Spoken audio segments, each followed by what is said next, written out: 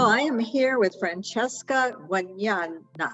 I think I pronounced that right. Guadagnana, like gnocchi.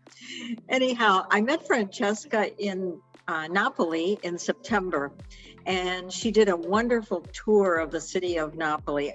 I learned a lot from her, and I know to be certified to do these tours, it takes a lot of study and a lot of work to be able to have the knowledge that she has. It was extraordinary.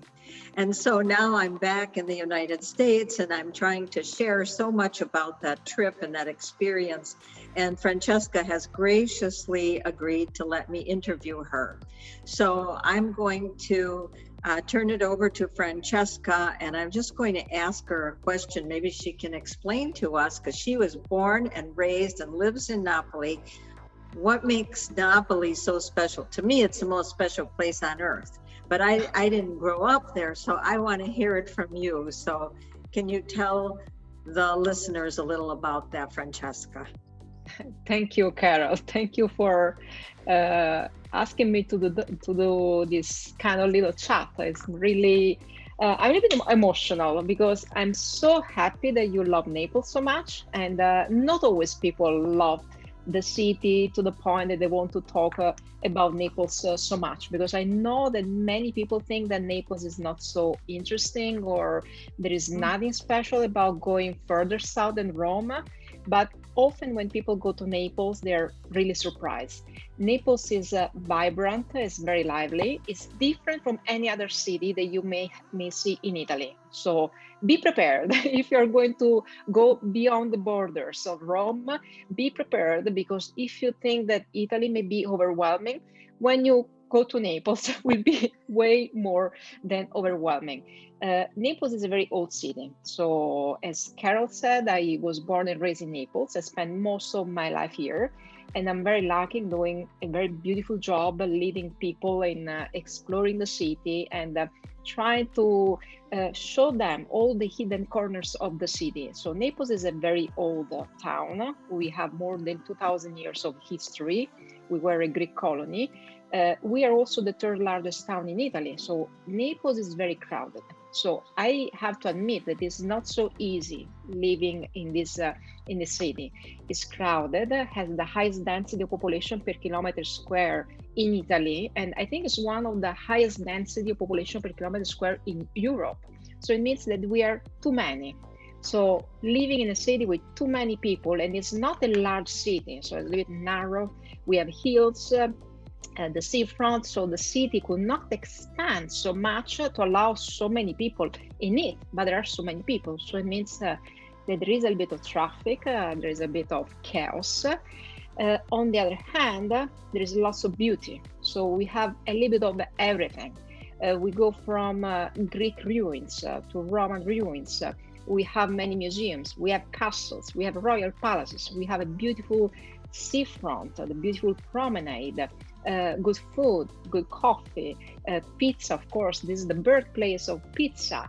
So, and there is so much to do in the city. So it's a place where living is a little bit challenging. So as I was telling you before, because it's crowded, can be chaotic, there can be a little of anarchy.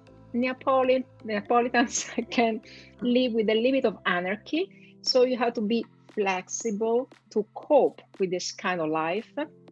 But on the other hand, the city offers so much. So it's challenging, but on the other hand, you will be really fulfilled with all the beautiful things, the museums and the food that the city can offer. So it's like a balance. It's like between hell and heaven. So you have it all in one city, in one only city.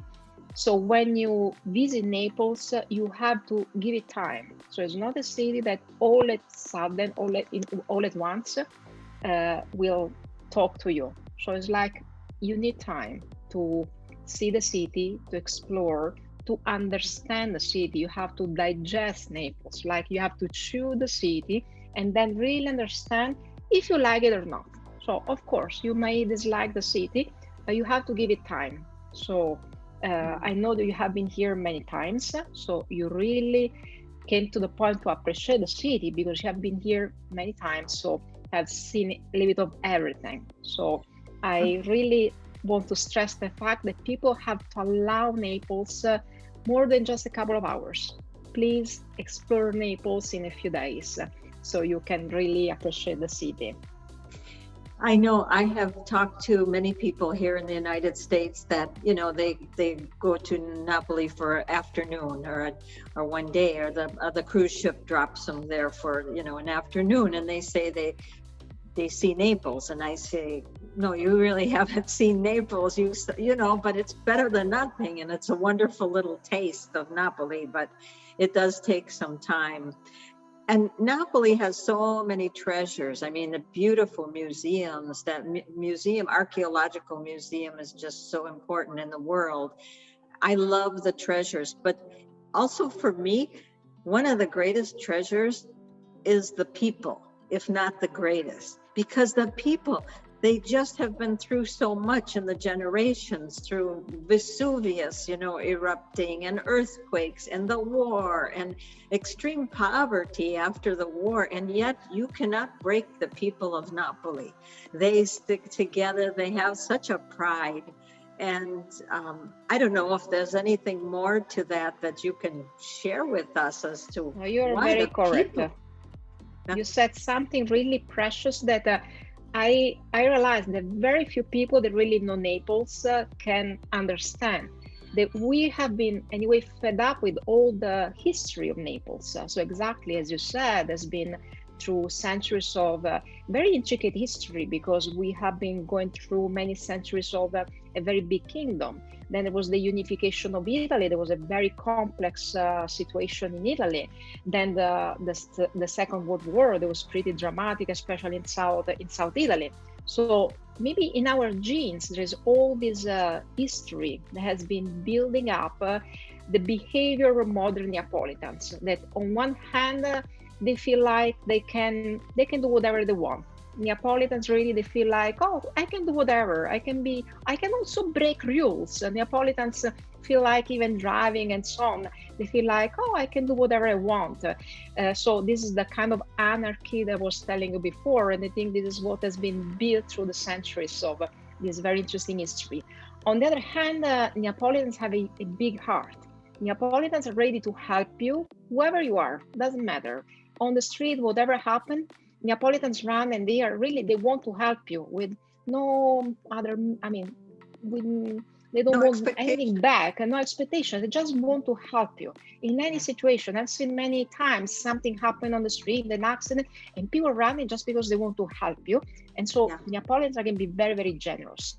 And this was something we experienced during COVID, during the lockdown. Many families who could not buy food, and they were leaving food anywhere on the street so that people could take. So it's something really impressive, the behavior of Neapolitans. And so I think the best of Neapolitans is really this very kind generosity that comes all at sudden from almost whoever, with no expectation, with no like second meaning. So they're always ready to give a hand. It's so amazing. And I always, when I'm in Napoli and I go to a coffee bar and I order a coffee, I remember the tradition, you know, to give some money for another cup of coffee for someone that would be coming in that might not have the money or want a cup of coffee. And that's just one little example of how beautiful. I mean, where I live, that doesn't happen. Il caffè sospeso, the suspended coffee, is a very old tradition. Yes, sometimes you buy an extra coffee, so if someone go and they can hardly afford the coffee, so at least they can enjoy this. Because to us, coffee is something really special. It's like this sweet moment during the day, so it's not just the thing that you drink just to wake up. It's like an excuse to have a break, it's an excuse to have a chat with a friend.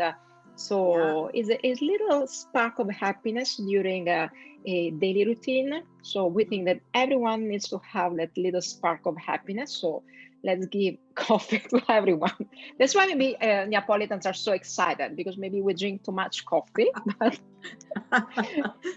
I know. And the city can seem so sometimes chaotic. There's so much energy. And I've heard people say on my trips, you know, that the chaos makes them nervous. To me, the chaos energizes me. I just get right into it. I feel that energy and I love it. I crave it. So thank you so much. I mean, there's so much we could talk about. We could talk about, of course, pizza. We could talk about, you know, how safe the city is. I will say this, you know, that people have asked me, oh, is Napoli safe? I feel safer there than I do here right now. I mean, there's no people carrying guns or that kind of problems that, you know. That one is a very old prejudice. I don't know why it started, but many decades ago. Maybe I was not even born. Now it's like any big city. I tell everyone, you have to be aware because it's a large city. So you have to be aware as you will do in New York or in Barcelona or in Paris or in Santiago in Chile. It's the same, or maybe in Chicago for sure. As in any large city, you have to be aware that it's a large city, and then you feel when there are maybe some areas where you don't feel really confident. Okay, be just a bit more aware. But the worst that can happen usually is pickpocketing. Okay, you lose some money, you lose your documents, nothing really serious. But usually nothing ever bad has happened to me in Naples. So it's just like any other big city. So you can really go to Naples, feel safe, explore the city, have fun, and enjoy one of the oldest towns in the world. Yes, I can't wait to come back. I'll be coming back with a group in next spring. So it's always so rewarding for me to see the look on people's faces, like, oh, I didn't know it was like this. This is so beautiful. So, especially when you wake up on the seafront with the castle, with the castle, just in front of you. Yes. Francesca, I can't thank you enough for sharing this with me.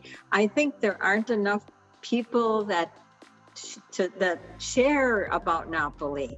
You know, it's always about the food or the sea or something else, but you've really given a special gift to anybody that watches this video, because they can hear it right from you, from someone that has grown up there, what it's like. So I thank you so much for this gift.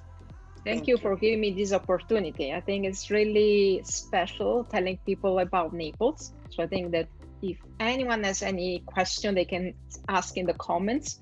So later you or me, we can give answers. So we can keep in touch with your friends and your guests.